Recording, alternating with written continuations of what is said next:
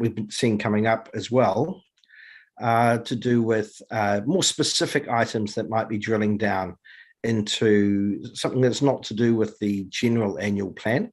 And these can be dealt with as the year progresses. And an example of that might be that they are prioritising of pavement in Greytown. We can deal with that both at the community board level and within the roading team through a request. So I'm going to pass over to Harry then possibly to look at explaining the purpose of why we're doing this and setting the scene. Yeah, thank you. Thanks, Alex. Last year we proposed a long-term plan.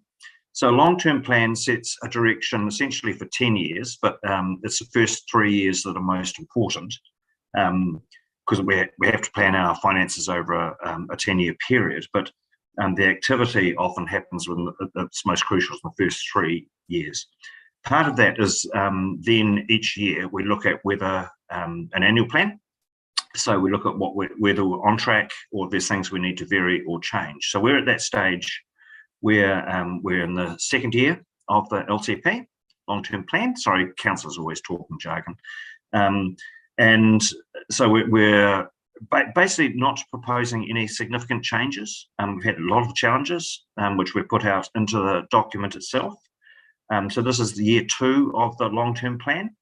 And the only thing that we're actually not materially changing anything other than we're trying to obviously try and save money, and we're trying to make sure that what we said we would deliver this year, we deliver. And if we can save money and offset that against next year's annual plan, we are doing that. We're making progress along that track. And we're just out asking for confirmation of the direction we're going. You can see that it's water, water, water. So of the rates increases that we proposed in the annual plan, which we originally posed at, so the total income we proposed was around 30 million, of which 21.5 comes from rates.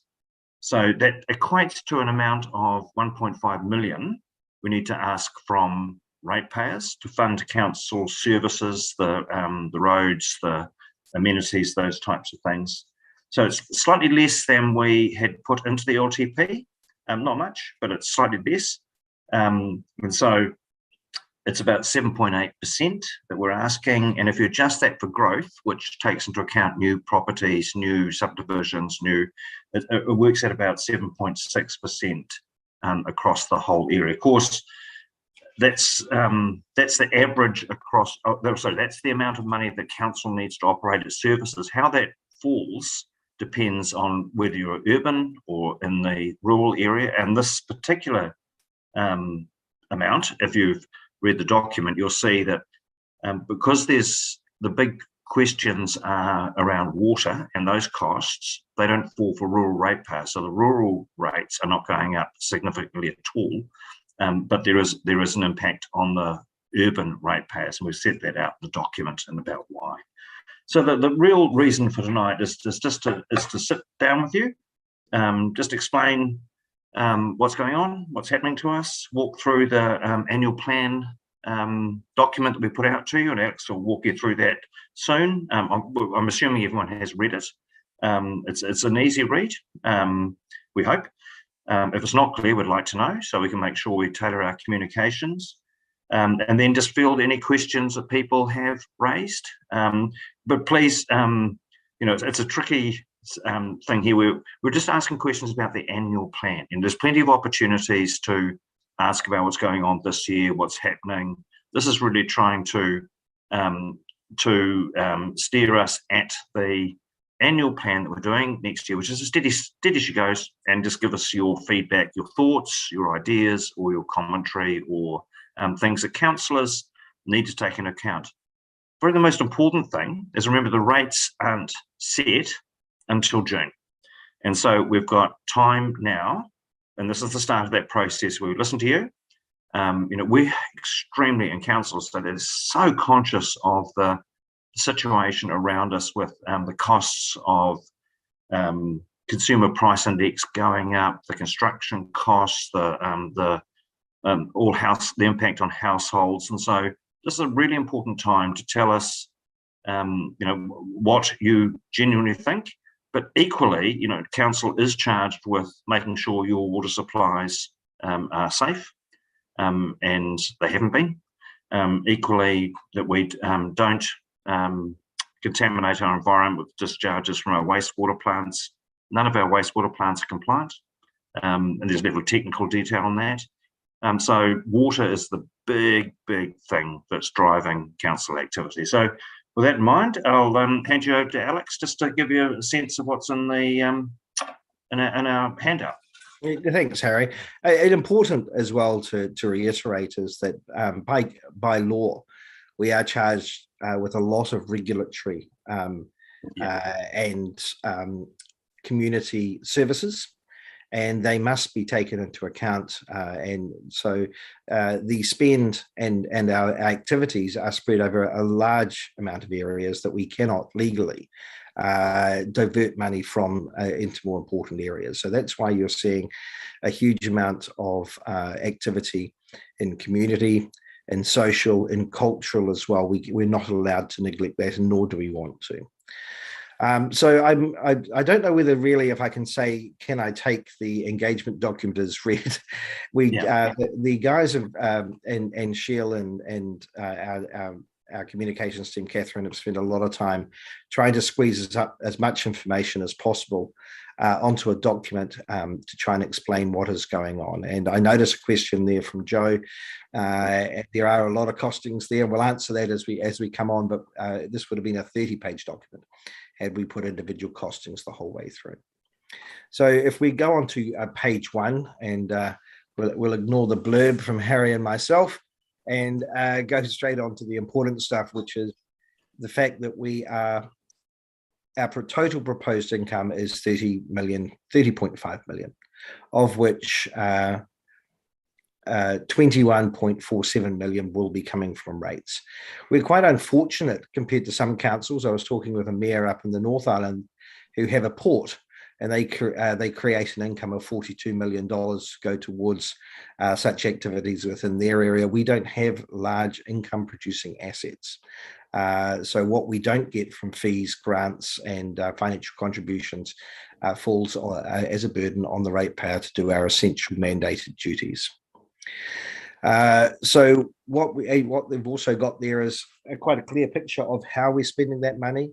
26% on waters, 20% on land transport, with the provisions of or the proposed 3 waters. The waters would be removed from your rating in the future post 2024, and that would be replaced by a different charge from the government. So just bear that in mind when we're looking at what we're spending and where. But also, we're in an environment, as everyone is, and we're seeing this in government departments as well, where costs are being driven up. We have over 7% inflation rate. We have a massive competition within staff to retain staff, and the expected salaries. And that impacts us in our roading and in our water and everywhere, because we employ people to do this. So I'm quite pleased that we've managed to pull our annual rates increase actually back from the 8.1% that was proposed in the long-term plan to something less than that, in an environment where no one was predicting this level of inflation in the country. So, and actually in that globally driving costs, what we're seeing is a lot of complaints. Well, I've had a lot of complaints to council about not having certain things done that are very visible, and repairs done. And that is purely because of the lack of ability to get resources and roading ARMCO to repair stuff. So it's really impacting us. And so then we go on to, where did our money go in the 21-22 year, which we're still in at the moment. And we've done a pretty good overview of percentages on where that money is being spent. Running through, That's all the key areas of spend: financial support, financial and corporate support, amenities. Amenities is still a massive. We have a large land area with a very small population, 3 swimming pools, 3 sets of parks, 3 libraries. And I think you'll find that our amenities spend per head is challenging with a 12,000 person population. And also that's most subject to inflationary impact. So then we go on to, which Harry touched on as well, which is the proposed rate impact on ratepayers. And we've done this by town. And of course, this is based on capital value. We have begun a rating review. Sorry, Alex, land value. Sorry, land value. Did I say yes. capital? Yes, capital value. Yes, sorry, just to correct. And of course, depending on the land value of your property, that increase will fluctuate from town to town. So while it's an average increase, it is not an individual rates increase. I doubt very few people will be average. And so that's broken down onto an annual and weekly increase for people in a dollar value area. And then we highlight where all that money, it's not specific in as much down to particular projects, but where our money is going in the 22-23 year, we've laid all that out into governance, planning and regulatory community facilities. Governance, leadership and advocacy is rising at times, and this is not only an effect of rising wages in a competitive environment, but also the government continually changes laws that are unfunded mandates. So they say we have to do something, and it's up to us and to the ratepayers to fund the change that's been made at a government. It's one of extreme frustration for myself and for councillors. We'll have to see how we manage that in the coming years with all the changes that are occurring. So that's just an overview of that document, and as I said, well done to try and encapsulate everything. There is a lot more detail on our website and also in the long-term plan document that was published, consulted on and passed in 2021. So I'm going to hand it back to you, Harry. Thanks, Alex. Really, essentially, this is a point where we'd like to ask you questions. Not ask you questions, give us a sense of the things that you would like to, for us as councillors and as officials to consider. So remember, this is focusing quite specifically on the what we need to put in our budgets for the annual plan. As I said, the annual plan next year has not been set. The rates increase has not been set. Councillors want to get your sense of what you see as important and what your concerns are, so we can answer those. So, and again, if you wouldn't mind just using the chat function to do that. So we have a few questions just starting up. So Joe, Yep. So your first question is, why are there no costings attached to the engagement document?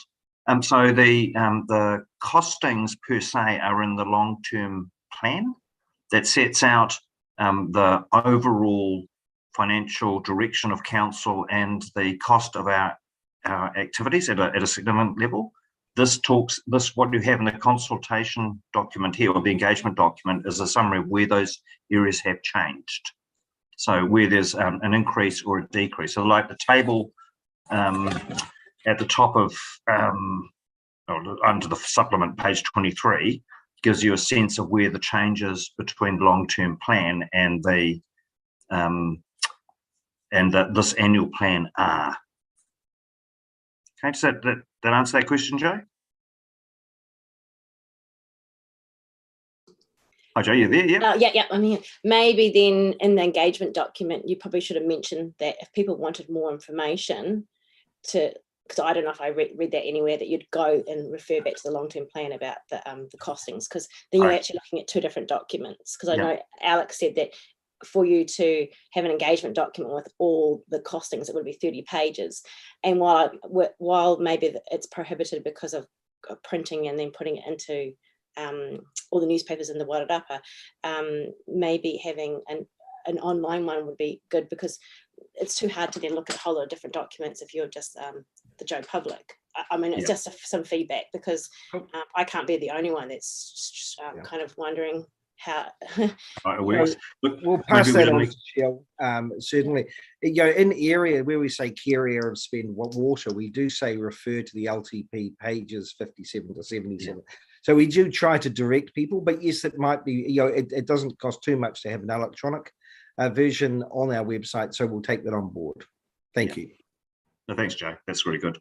The next question, just running through. Next question is from Daphne Geisler. And her question is, what is the reason for the reduction of 600,000 plus in grant subsidies and donations from the 2021 year budget to the 2022 year proposed budget? We'll have to get back to you on that one, Daphne. I'm not aware of any reduction in the grants, subsidies and donations budget. We'll get Charlie to answer that and put it into the common questions online. I feel it may be. I was just reading it on page 2 of the engagement document. It shows grant subsidies and donations 3.8 million for 2021 and 3.1 million for 2022. Page 2 of the engagement document. Yeah. Okay, so that's income. That's income. So. Okay, we'll have to check what the difference is there. So that's not what council spends on grant subsidies and donations. That's what we anticipate as income from those sources. Yes. So I understood we're that. unable to account for something that hasn't been confirmed, so we'll put an answer up in the FAQs tomorrow. Yep. Thank you. Right. Another question from Daphne.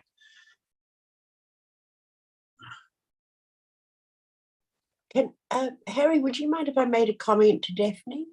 Yes, absolutely, please. Yeah. Regarding the grants, Daphne, the grants have not changed in the 3 years, and there's no proposal to increase the level of grants. And by grants, I mean those grants that we give to community groups and other large organisations such as Cobblestones or Aratoy, etc. So that has not changed. There's certainly no increase in budget or proposed spend in that area. So I just wanted to clarify that, where if you're looking just at grants, there's been a slight difference in our policy. So some grants were awarded to be the same grant for a 2-year period, but they had to apply and it had to be against quite a strict criteria. But that just answers from memory, it's about 170,000, Alex, something like that. It certainly hasn't changed. Yep. Thank you, Lee. I was actually talking about income, not grants. Yeah, I thought I heard you say grants. Yep. Yes, it's the income. It's the income from grants, subsidies, and donations that we're talking about. Yeah. So we'll have to clarify. We can get back to you on that, because that covers a substantive amount. It's about we've budgeted about 3.8 million in the LTP, and so and there's a reduction there. So we're happy to get back to you on that. Just a bit of housekeeping. Amanda, would you be able to just check the waiting room to see if there's anyone waiting? Sorry, Harry. Yeah. So the next question again from Ms. Geisler. Daphne, do you mind? Do I call you Daphne or Ms. Geisler? What do you feel comfortable with? Whatever you want. Okay. So Daphne. Okay. So Daphne's next question is, how much of the 120,000 2021 budget for the representation review and the 600,000 rates review budget has been spent, and what amounts are projected to carry over the 2022 year?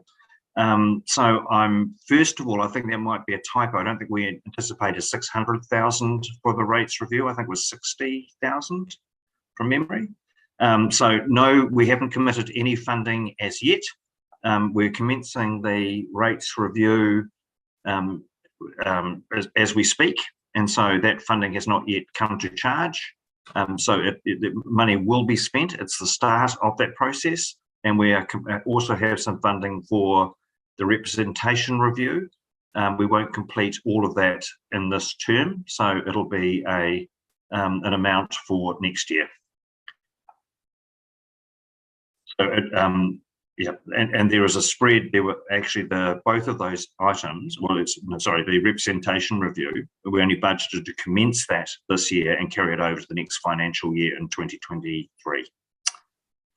The next question is: you stated the amount for the Maori liaison has been saved.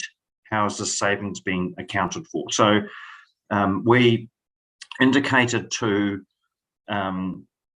when we were looking at what we were able to save from this year. So that's money that we were not going to spend this year that can actually be a permanent saving, rather than carrying it over and just pushing it out to other years. So we have a vacancy for that particular role, which we haven't filled. So in this financial year, so that the funding that was available for that position until we recruit the position is a genuine saving, and that'll be offset against the rates for next year. Where can we see that in the accounts?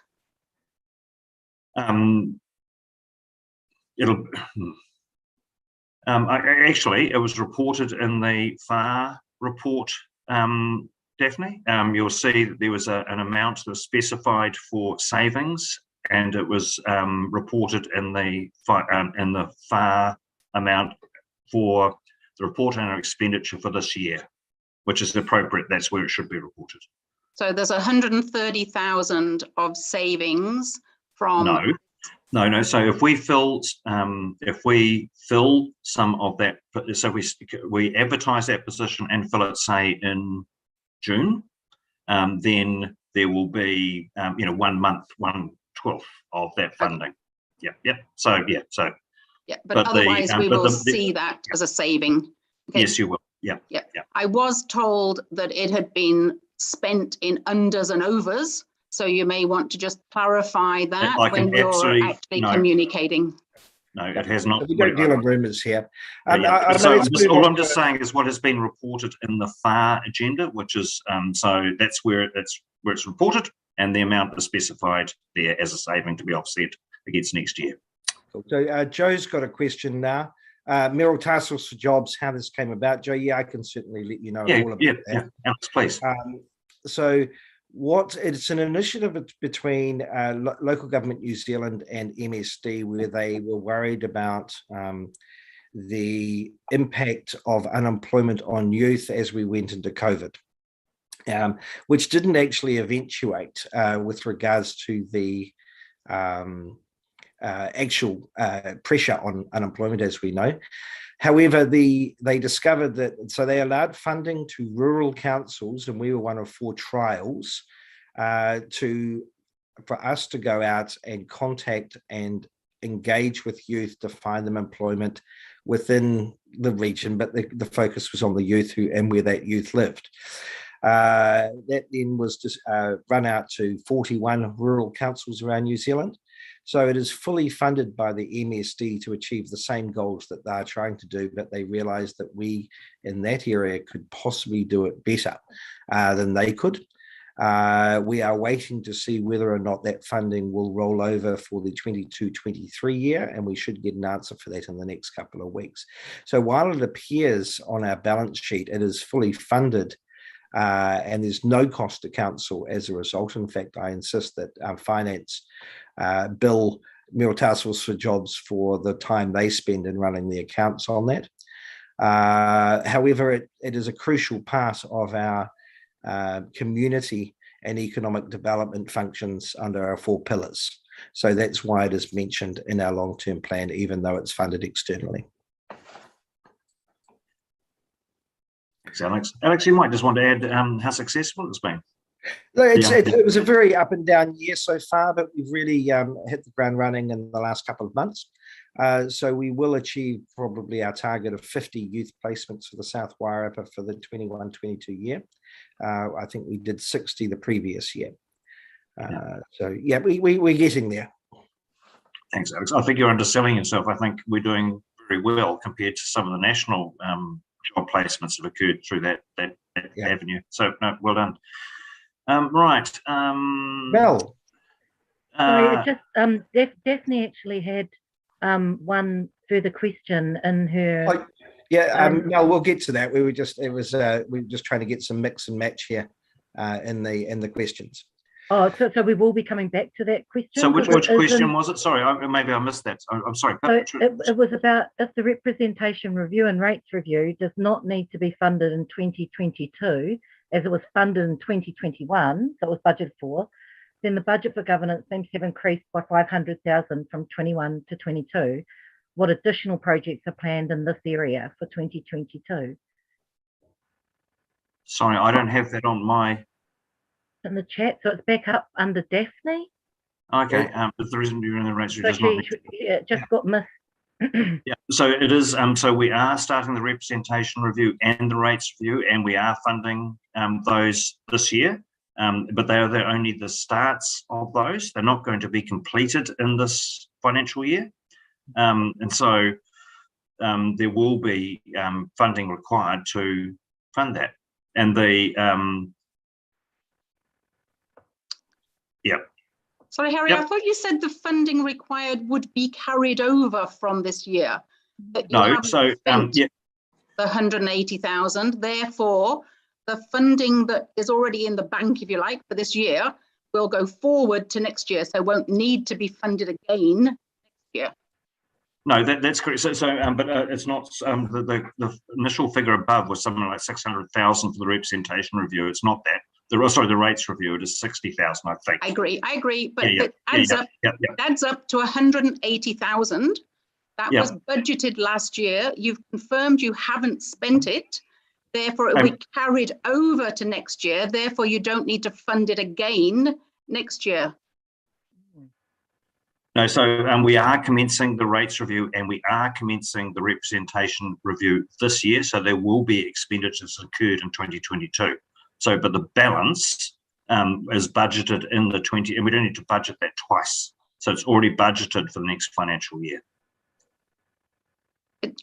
When you say budgeted, you've got, if you like, money in the bank because you took it out of our rates last year.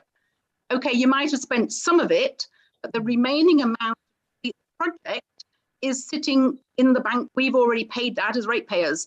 So is that going to be carried over? And if so, why do you need to refund it, as in charge us ratepayers again for those amounts? So the amount that's not spent will be carried over. So once the contract is released, it will be accrued.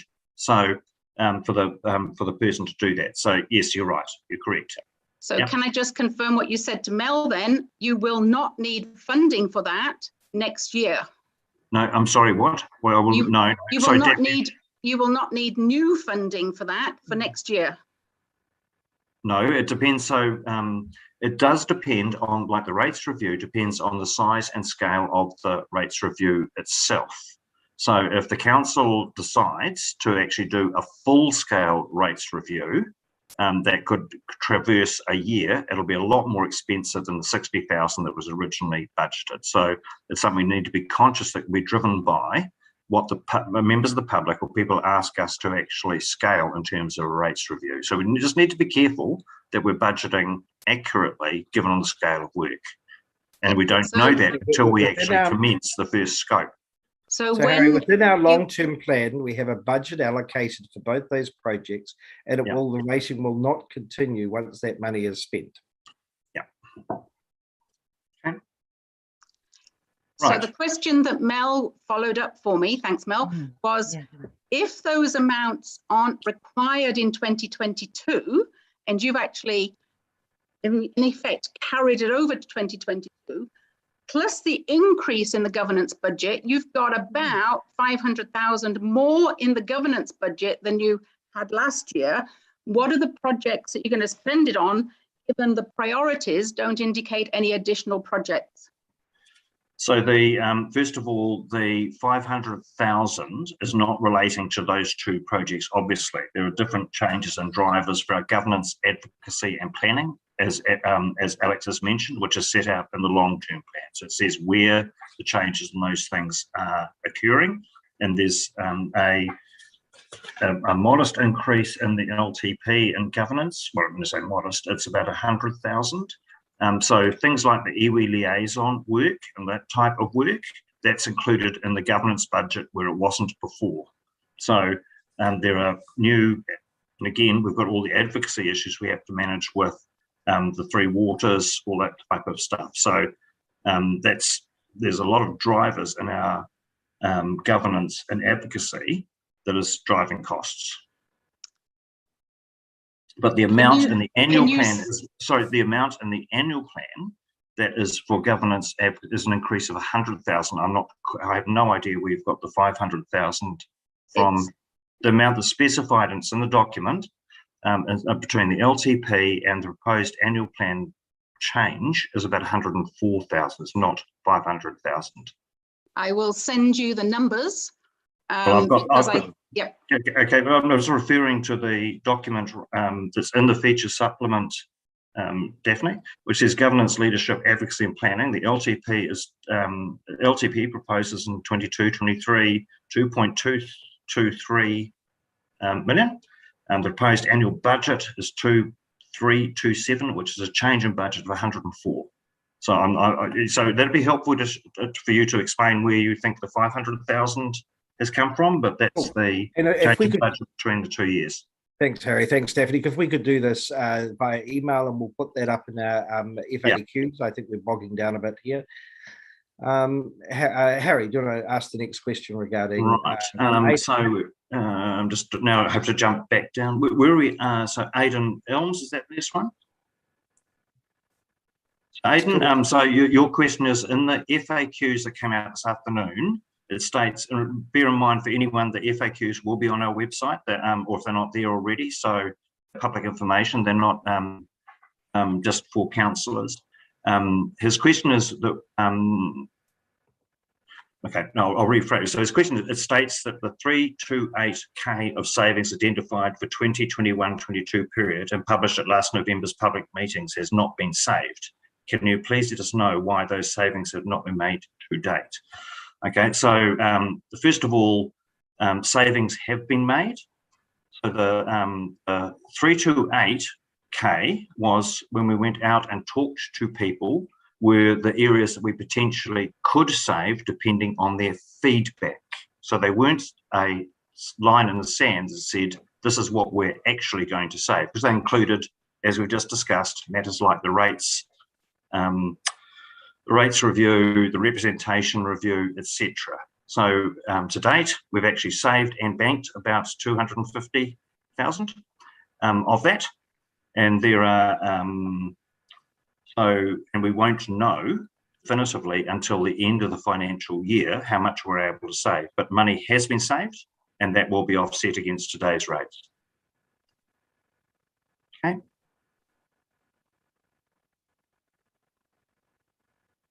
Okay, does that answer that question, Aidan?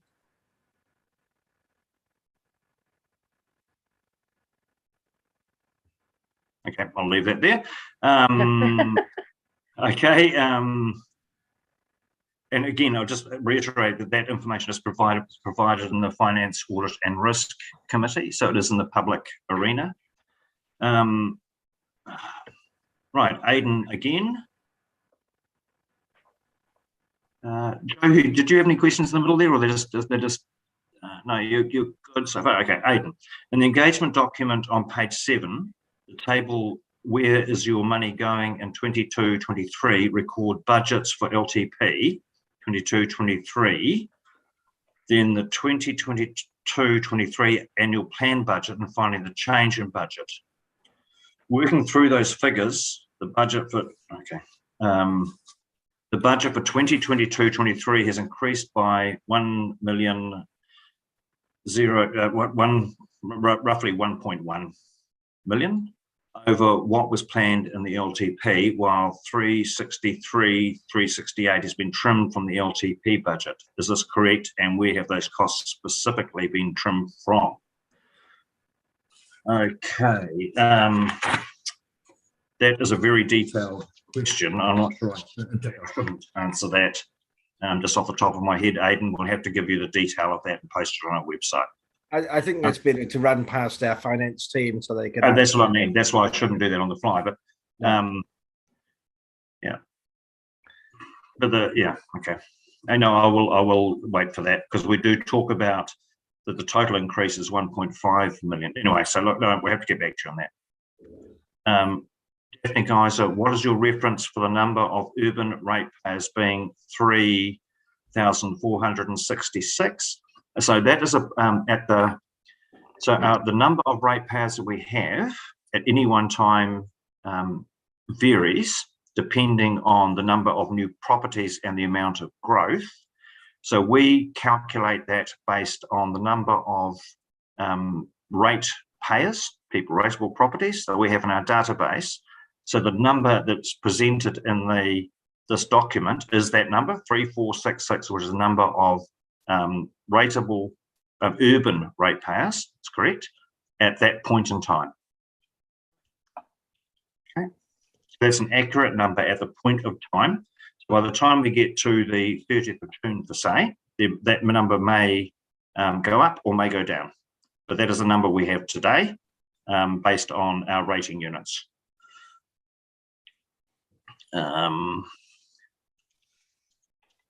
Right, moving on.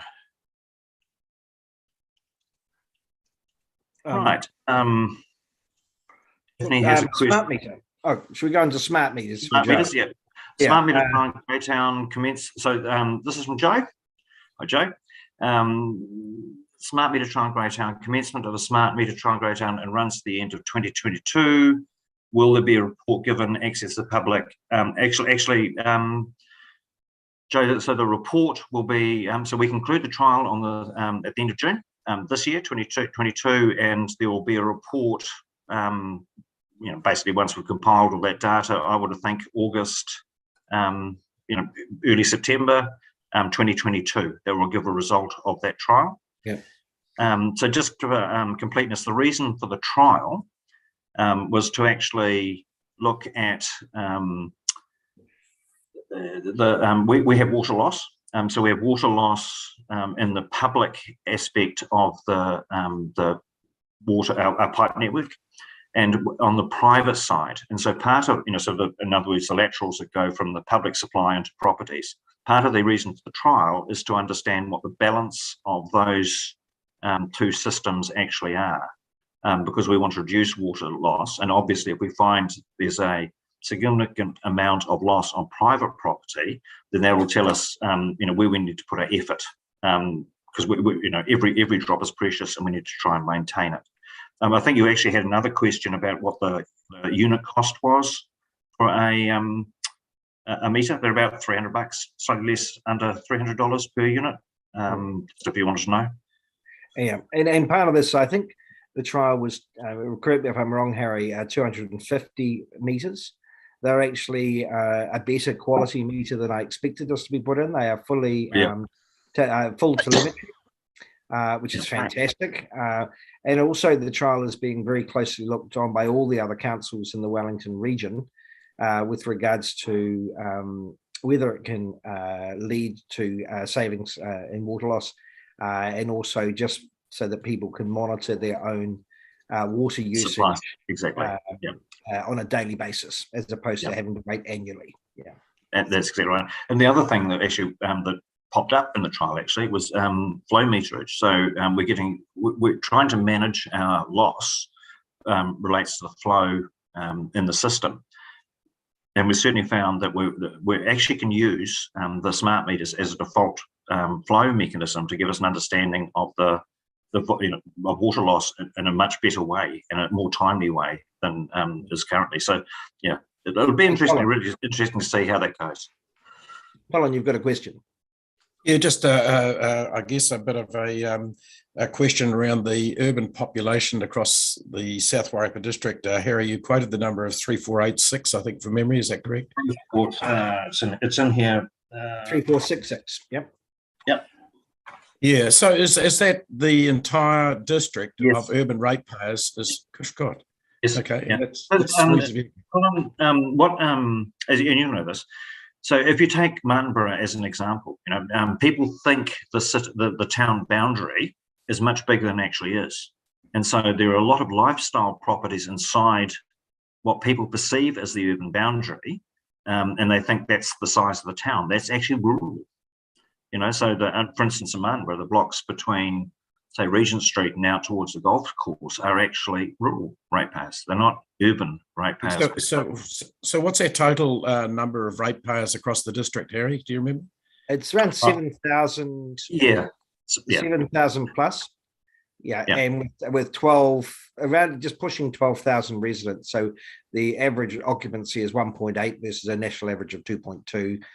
So that makes sense. Yeah. Yeah. Okay. I'm sorry, but I've had figures quoted me of 9,000 ratepayers across the district, and obviously no, that's not not at all. Not at all. Okay. There's around that 7,000, but the urban is really important. Because often people do confuse the lifestyle block that feels like it's inside an urban area. Yeah, sure. As the number of ratepayers, and it's not. Though in fairness, if they've got a connection, then they do pay a connection fee and those things for water supply. Yeah, all those types. Thanks for clearing that up, Harry. Yeah, no, it's a low. Yeah. Okay, so we've got Mel and then Brenda. Council meeting now. Yeah. Sorry, just to follow on from what Colin was just saying.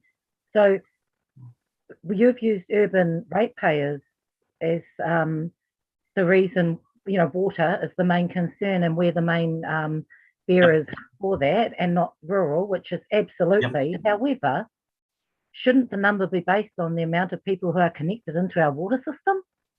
So, Mel, the numbers are people who are connected to the water system also or have the water supply running past their property, so they can take advantage of that into the future. So,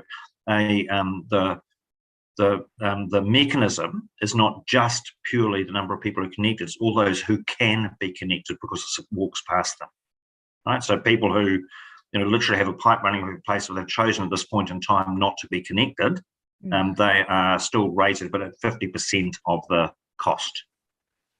So I think within the rating team and the finance team, there's quite an interesting calculation where they do have all these figures. But as you can see, there's grey areas within them, but they people are being rated according to the services that are provided to them. Yeah. So the number of urban ratepayers who will be paying the increased amount is 3,466. That's exactly right. It's a very low number. Then when you look at the costs for water, it's eye-watering.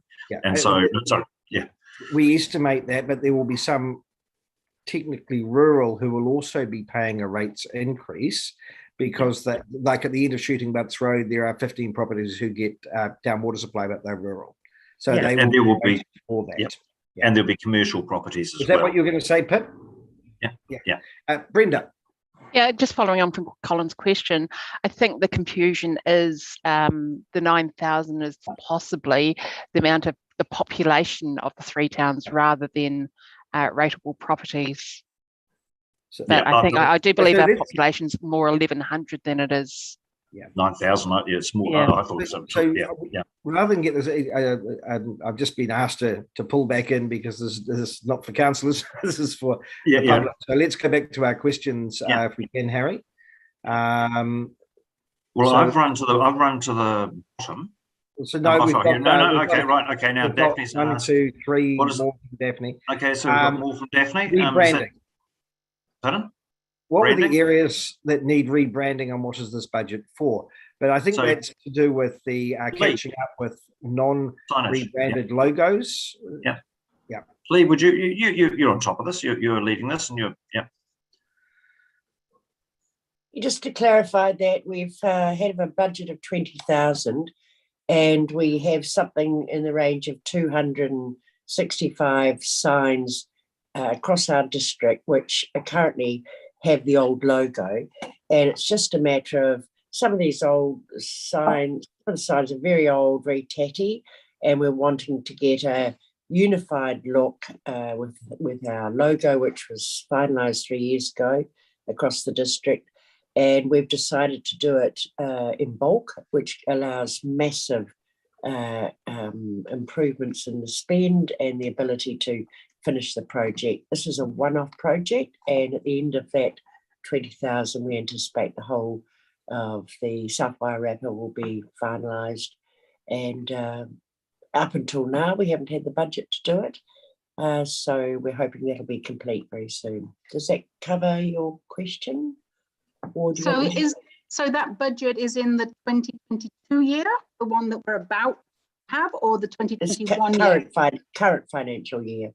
So there's no budget in the 2022 year, where it shows on page 7 that these are priorities for 2022. So that should be taken out of 2022 if it's completed in 2021. Yeah, so it is in, yes, it's in this current year's budget, and that's what we're tidying up. Current financial year, definitely. Yeah. So there's nothing in the 2022 year for that. However, you show it as a priority in 2022, which leads us ratepayers to believe that you're asking us to fund it in 2022.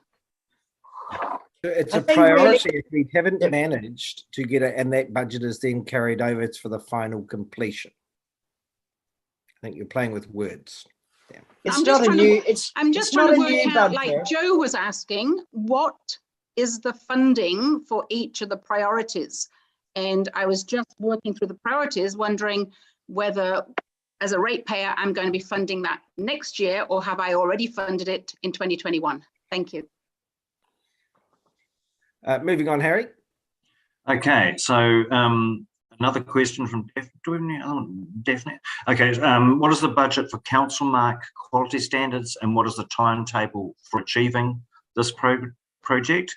So we budgeted in the next annual plan for next year, and I think it was Lee or someone help me. I think it was about 50,000-60,000 that we budgeted. But this is also one of those things that council may decide when it looks at the final end of year. When it makes its final decision whether it's something it wants to continue or not. I mean, it's one of those. I would like it to occur. We've got to be, we're trying to thin and make sure that we're not spending in areas we don't want to. This is one of the projects that has been looked to be pushed out to try and ensure that we don't overspend. And that's a decision that councillors will make on their priorities of spending. Yeah. So, Daphne, if you've got a view about whether this should go ahead or should be cancelled, given the pressure on council, then the councils are all ears on that. The next question. It's very difficult to have views when you don't have numbers attached to items. So someone can say, would you like to do this? And unless you have a number attached to it, you can't very easily say whether that's value for money. I have seen this item in previous budgets, so I do question whether it's previously been funded and that the money should have been carried over from previous budgets. If it's not going to be funded in this year, then presumably our rates will come down because there'll be $60,000 we don't have to pay for. Well, if your submission is that we don't spend it, that's fine. Then it will come down. If council gets a number of people say we'd like you to do this, equally it will stay in. So that's the whole point of this engagement is to get the views from the community. So going back to Joe's original question, which was brilliant, how can we make those valid views known when we don't know what the budget is? Well, all someone had to do was ask what you're doing, and that's exactly what we're saying. This is the first meeting, and someone's asked what the cost is, and we're providing that to you. So that's the whole point of these meetings. Definitely. So what would be brilliant is before the next meeting to have funding costs for all of these items.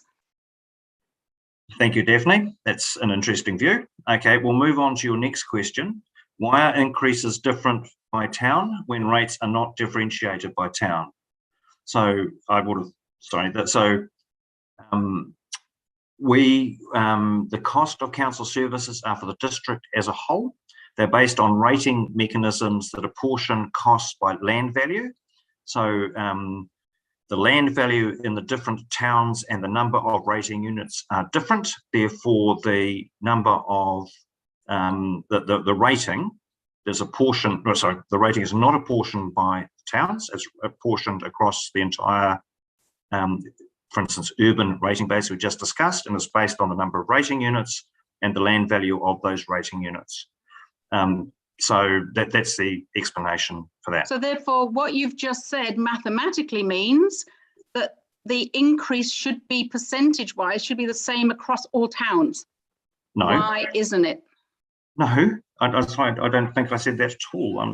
I'm saying the number of rating units per town is different, and the land value for each of those rating difference is different per town. So that's why the increases are different, because they relate to the cost of water supply, etc. Yeah, so could you mathematically that, because I don't believe that you can take a number that says we need to collect 1 million across all towns. You have to divide that by the total number across all towns. You can't divide that by a different number for each town, because you're dividing a different thing unless you can split your costs. What we're trying to do is extrapolate out what it might look like for different. Now, if we're probably that's offending you by trying to offer more information, then so be it. But that's what we're trying to do. So this is what we're trying to do, is accurately describe the rating increase based on the costs of the total, and it's explained here that what we've done this time is just use literally the average for the number of rating units, so it's accurate. Okay, I think we can as well, if there's any further requirement to point that out, we can put that into an FAQ and make it quite clear, if we could do that, Harry. Yep, absolutely. So the last question I've got here is from Joe. Legoimas, you mentioned inquiries have doubled. Why do you think that is, and how can you minimise? So the spike, there's two main reasons why the number of legoimas have increased. One is media inquiries. We've had an unprecedented amount of media inquiries. They're always logged as a Local Government Official Information Act response. So that's one of the key ones. And the other, of course, is and quite genuinely, the mistake we made in terms of describing the impact on rating in the last financial year. And we had numerous questions that we responded to on that. So, so those are the two main drivers: is media, and also the particular specifics of the rates information that members of the community wanted to know. And so we responded to those. Yeah, and I think as well, that's not just us around the country. All councils are reporting that there's increased interest in what's going on. Additionally, the government has funded $44 million for a bunch of reporters to constantly report on local government. And that has also meant there's a lot more reporters active in reporting on councils, and so as a result you get more legoimas, because any request of information from council is immediately a legoima request under law. Yeah. And just to put that in perspective, also it's all come off a low base. You know, we had a very low number of legoimas previously, so in some ways this is a good thing. You know, people are interested and do want to know what's happening around council, and you know, so we're pleased to provide the service. Which, if I just focus on the bit that's not the media inquiries, which goes back to my first original question, if you put costings and things more, then maybe you'll get less of those requests of public information questions, because people will already have the information. Yeah. Sorry, just Joe, if you, we put if you look at the the one before that, there was a breakdown of the types of legoima requests we get. Actually, it's well spread. You know, it's well spread, and it can be everyone asking a question about something very specific to their property and those types of things. So, yeah, there's a good balance there. Yeah, we are as well, though, trying to ensure that if there's a common theme coming through in a lot Put of it on the website. Yeah. we immediately put it onto our website. I know councillors struggle with this on a privacy perspective, that we've got to be very careful about whether or not by publishing details, the a requester can be identified. So we tiptoe down a line there. Yeah, that's my question. Thank you.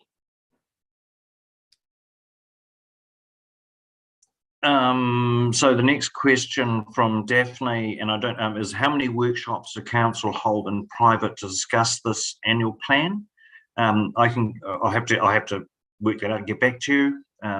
I'll give you the number. Yeah. Would you consider, and the next question is, would you consider communicating rates increases inclusive of GST, as this is how we pay them? So actually, you picked up on something that was we have since corrected, was we report in our annual plans and our information exclusive of GST. So the rates increases we normally and should report inclusive of GST, because that's how people experience the payment. And so someone pointed that out to us, and it's quite correct. We've changed it on our website and those types of things. So yeah, we do differentiate the two. As well, we're bound by Local Government Act and Audit New Zealand requirements on reporting as well. Yeah, which actually requires us to report it exclusive of GST.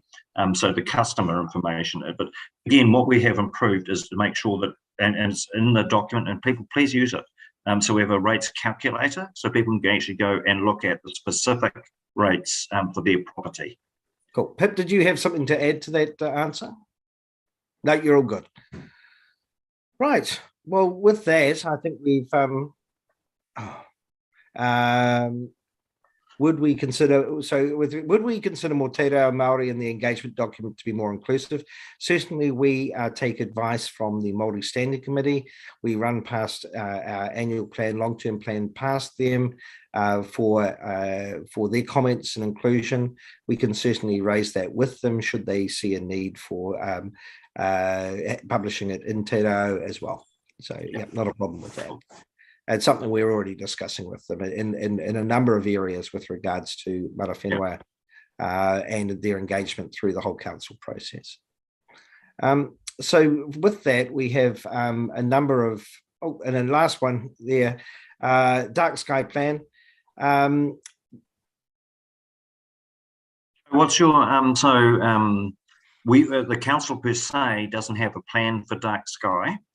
But we support the organisation that is promoting it, and we've supported that materially in the sense that we have put through a so one going back in time, we changed, and for a variety of reasons, not just dark sky, we changed our street lighting to be LED, from LED to be oh god, I can't remember the to be a slightly lower emitting, but it still met the standards set by NZTA for lighting emissions, and it was 85% funded by NZTA. So we've done that. The second thing we did is we helped the Dark Sky Society with a plan change, which was publicly consulted, which was essentially around the development and what the lighting standards should be for development. And we used an independent commissioner to do that, and we had good submissions. So long story short, we don't run dark sky. We're there to facilitate it happening where we can, where it's reasonable. Yeah, so does that help? There has been a submission request, though, Joe, you're absolutely right, from the Dark Sky Society, that once the certification has been attained, it's going to cost them $8,400 per year to maintain that certification. How that's funded, it may be through activities of their own, but it's looking like the certification won't occur till the end of the year, so halfway through this annual plan. So I think we'll be accounting for that. I think we're okay in this current, not having it included in this annual plan, but looking at it in the next financial year. The thing that I'd read was, obviously it started off as a pilot thing in Martinborough, and then the article I read said that it was kind of accepted by South Wairarapa District Council and Carterton is going to be implemented. Now the other, I'll have to find it, there was an article I read about doing all this implementation down here could end up adding costs to the ratepayers by changing their light bulbs and things like that. Could be perceived as a waste of time, because if the pollution up in the sky isn't being dealt with, then the pollution down here is not making any difference, and that's where I was trying. There was consultation around that. Does that make sense? Joe, if you send me, if you just drop me a note, I'll send you the hearing commissioner, because obviously people wrote in around the lighting rules, and I can send you, and that gives a good discussion about what was actually, what people's concerns were, and how they responded to, because it's definitely not around every light bulb in people's houses and those types. It's just not that, so I think, you read it, you'll get. That's an interesting conversation as well to have, though, certainly with the district plan changes. And actually, as well, Carterton will be funding part of that maintenance, and so will Masterton when they decide that they can actually change their district plan as well, to bring them into it. So, but it's a good conversation actually on the future of that and how we leverage economic opportunities out of that. We haven't really made a decision on that yet. Okay. Thank you. Cool. And as for the dog pound, we have put a budget through, and we're expecting that to be spent this financial year, and it won't be carried on till next year unless any funding from this year, which hasn't been spent, then will be carried through, so it won't have an impact in the 22-23 rating year. Thank you. So from now, we will have another couple of these, and I'm sure some of you will think up more questions. If you can, email them through in advance, and we can make sure that they're put on the website so that everyone can see them. And Harry, anything else with regards to the process from now? No, just remember that any ideas gratefully accepted. Any information, just write to us, and we'll see what we can do. And as Joe, there's that information on the dark sky. It's actually really comprehensive, so just drop me a note, and really happy to send it to you. Thank you. Great, everyone. Thank you. It's good to see all the councillors there as well, and thanks for your participation. Excellent.